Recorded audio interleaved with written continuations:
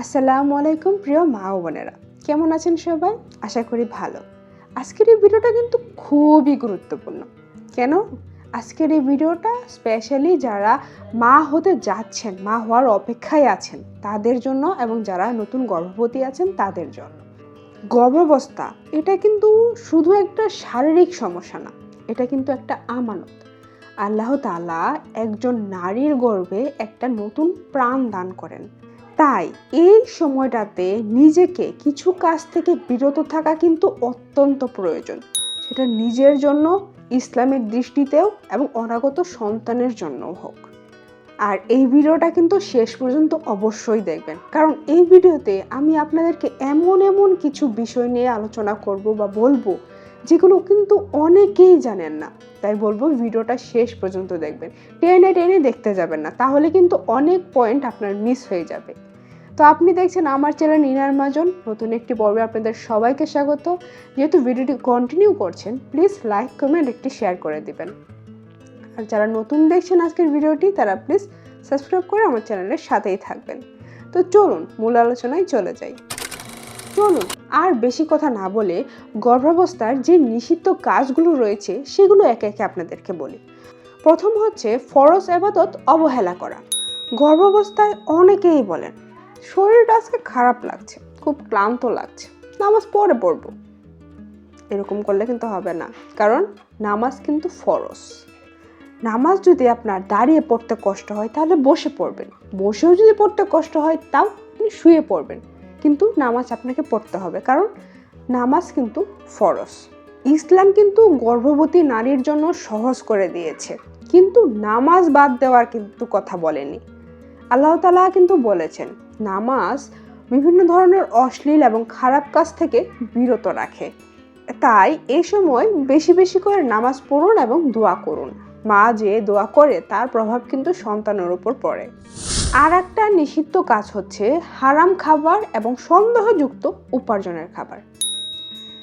গর্ভাবস্থায় মায়েরা যা খান তা কিন্তু সন্তানের উপর প্রভাব পড়ে এবং আত্মার উপরও প্রভাব পড়ে, মানে শরীরের উপরও প্রভাব পড়ে, আত্মার উপরও প্রভাব পড়ে।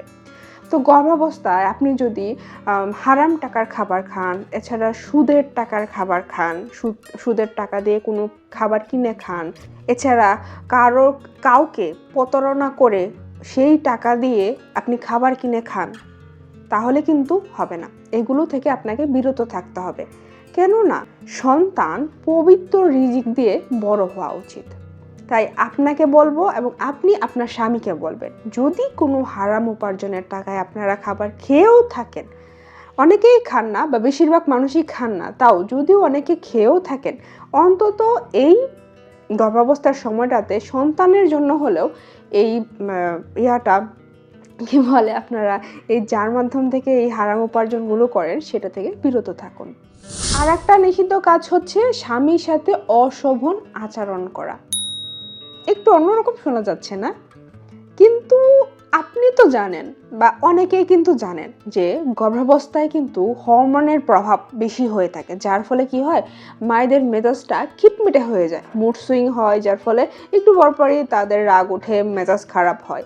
তো এই জন্য তারা কি করে, স্বামীর সাথে খারাপ ব্যবহার করে ফেলে। কিন্তু আপনি তো এটা জানেন না, আপনার কিন্তু একমাত্র আশ্রয় কিন্তু আপনার স্বামী। আপনার স্বামী কিন্তু আপনার সহায়। মনে রাখবেন, আপনার স্বামী কিন্তু আপনার শ্রেষ্ঠ আশ্রয়। কোনো আপনার মা বাবা হাজার আপন হোক, কিন্তু আশ্রয় একমাত্র আপনার স্বামী। তাই আপনি গর্ভাবস্থার সময়টাতে আপনার স্বামীর সাথে খারাপ ব্যবহার করা থেকে বিরত থাকুন। রাগ, অভিমান, অভিশাপ এগুলো বলা থেকে বিরত থাকুন। এতে কিন্তু আপনার স্বামীর ওপর একটা খারাপ প্রভাব পড়বে, এছাড়া আপনার নিজের উপরে কিন্তু সেটা খারাপ প্রভাব পড়বে, আর সেই প্রভাবটা গিয়ে পড়বে আপনার বাচ্চার উপর। গর্ভাবস্থায় একটা মা যদি শান্ত থাকে তাহলে গর্ভের বাচ্চাটাও কিন্তু শান্ত হয়। তাই বলবো, আপনার এই যে খিটমিটে মেজাজ, রাগ, অভিমান, অভিশাপ দেওয়া, এগুলো থেকে নিজেকে একটু কন্ট্রোল করুন। আর একটা নিষিদ্ধ কাজ হচ্ছে অতিরিক্ত কষ্টের কাজ করা। হ্যাঁ, অতিরিক্ত কষ্টের কাজ করা। গর্ভাবস্থায় অনেক নারীরাই আছে যে ভারী কাজ করেন। ইসলাম কিন্তু নারীদেরকে, বিশেষ করে গর্ভাবস্থায় নারীদেরকে কোনো কষ্টের কাজ করতে নিষেধ করেছে। ইসলাম গর্ভবতী নারীকে কোনো কষ্ট দেওয়ার কথাও কিন্তু বলেননি। তাই গর্ভাবস্থার সময়টাতে আপনি অতিরিক্ত কাজ করা থেকে এবং কি দীর্ঘক্ষণ দাঁড়িয়ে থেকে কোনো কাজ করা থেকে প্লাস একটানা বসে অনেকক্ষণ কাজ করা থেকে আপনাকে বিরত থাকতে হবে। আর অবশ্যই মোস্ট ইম্পর্টেন্টলি কোনো ভারী কাজ কিন্তু করা যাবে না, কোনো ভারী কিছু তোলা যাবে না, এগুলো আপনাকে এড়িয়ে চলতে হবে। কারণ আপনার শরীর কিন্তু শুধু এখন আপনার নয়, আপনার সন্তানেরও। তাই এই বিষয়টা আপনার মাথায় রাখতে হবে। আর একটা নিষিদ্ধ কাজ হচ্ছে রোজা এবং ইবাদতে অতি বাড়াবাড়ি করা। এখন চলছে পবিত্র মাহে রমজান মাস, তো অনেকেই রোজা রাখেন। অনেক মাই যারা নতুন হবু মা আছেন তারা কষ্ট করে হলেও রোজা রাখেন। আরে ভাই, আপনি ইসলামটাকে এত কঠিন ভাবছেন কেন? ইসলাম কিন্তু কঠিন না, ইসলাম খুব সহজ, খুবই সহজ। যদি দেখেন আপনার শরীর আপনাকে অনুমতি দিচ্ছে না রোজা রাখার জন্য, তাহলে আপনি রোজা রাখবেন না। ইসলাম কিন্তু ছাড় দিয়েছে। অতিরিক্ত কষ্ট করে নিজের এবং সন্তানের ক্ষতি করা কি ঠিক? একদমই ঠিক না। আপনার যদি কষ্ট মনে হয়, আপনার যদি কষ্ট লাগে রোজা রাখতে বা ইবাদত করতে, তাহলে আপনি ছেড়ে দিন, রোজাটা ছেড়ে দিন। রোজা না রাখলেও কিন্তু সমস্যা নাই গর্ভাবস্থায়। আপনি রোজা শেষে কিংবা রোজা যে রাখবেন সেটার কিন্তু হাদিয়া দিয়ে দিতে পারেন। তো রোজা নিয়ে কিন্তু আমাদের ভিডিও আছে, আপনি চাইলে সেটা দেখে নেবেন। আর একটা নিষিদ্ধ কাজ হচ্ছে গীবত, ঝগড়া এবং নেতিবাচক পরিবেশে থাকা। গর্ভের শিশুর ওপর কিন্তু মায়ের মানসিক অবস্থার একটা প্রভাব পড়ে। তাই আপনি এই সময় গর্ভাবস্থার সময়টাতে গীবত করা থেকে, বিভিন্ন ঝগড়া করা থেকে, কুৎসা রটনা এগুলো করা থেকে বিরত থাকুন। নিজেকে আড়ালে রাখুন বা এগুলো শোনা থেকেও পর্যন্ত বিরত থাকুন। গর্ভাবস্থার এই সময়টাতে আপনি শান্ত থাকুন, কোরআন তেলাওয়াত করুন, নামাজ পড়ুন, দোয়া করুন, তাহলে দেখবেন সব অল ওকে থাকবে। আর একটা ইম্পর্টেন্ট নিষিদ্ধ কাজ আছে, কি জানেন? সেটা হচ্ছে কুসংস্কার থেকে দূরে থাকতে হবে আপনাদেরকে। কেন বলছি? কারণ অনেকে বলে এটা করলে ছেলে হবে, এটা করো, ওইটা করলে মেয়ে হবে, ওইটা করো। আরে ভাই, ভুলে যাচ্ছেন কেন? সন্তান ছেলে হবে বা মেয়ে হবে, যেটাই হোক না কেন, সেটা কিন্তু আল্লাহর হাতে। আল্লাহ তাআলা কিন্তু বলেছেন, আমার যাকে ইচ্ছা আমি তাকে কন্যা সন্তান দিব, যাকে ইচ্ছা তাকে পুত্র সন্তান দান করব। তাই বলবো, কুসংস্কার থেকে নিজেকে দূরে রাখুন, তাহলে নিজে ভালো থাকবেন, সন্তানটাও ভালো থাকবে। আর একটা নিষিদ্ধ কাজ হচ্ছে অশ্লীল কিছু দেখা এবং শোনা। গর্ভাবস্থার সময়টাতে আপনি যা দেখবেন, যা শুনবেন, তার প্রভাব কিন্তু আপনার মনের উপর গিয়ে পড়ে, আর এটা কিন্তু পরে আপনার সন্তানের উপর গিয়েও পড়ে। তাই এই সময় কোনো প্রকার অশ্লীল ভিডিও কিংবা অশ্লীল কোনো বাজে ভিডিও কিংবা খারাপ গান এসব থেকে নিজেকে এড়িয়ে চলুন। কেন বলছি? কারণ আপনার হৃদয়ের পবিত্রতা সন্তানের উপর কিন্তু প্রভাব ফেলে। তাই বলবো, এই সময় সকল ধরনের খারাপ কাজ বা বাজে কোনো কাজ থেকে নিজেকে বিরত রাখুন। আপনার যদি শুনতেই হয়, আপনার যদি কোনো অডিও শুনতেই হয়, তাহলে আপনি এই সময় কোরআন তেলাওয়াত শুনতে পারেন, কোনো গজল যে আছে সেগুলো শুনতে পারেন, তাহলে দেখবেন আপনার মনটাও ভালো থাকবে, আপনার গর্ভের সন্তানটাও ফুরফুরে থাকবে। আর একটা নিষিদ্ধ কাজ যেটা আপনাকে করা যাবেই না, কি জানেন? সেটা হচ্ছে নিজের স্বাস্থ্যের অবহেলা করা। হ্যাঁ, গর্ভাবস্থার এই সময়টাতে অনেকেই আছেন নিজের স্বাস্থ্যের কোনো যত্নই নেন না। কখন ডাক্তার দেখানো উচিত সেটা আপনার মনেই হয় না যে আমার এখন ডাক্তার দেখানো উচিত। ডাক্তারের পরামর্শ না নেওয়া, ওষুধ না খাওয়া, পরীক্ষা নিরীক্ষাগুলো না করা, এগুলোকে অবহেলা করেন। এগুলোকে অবহেলা করা যাবে না। ইসলাম কিন্তু বলেছে নিজের জীবন রক্ষা করা কিন্তু ফরজ।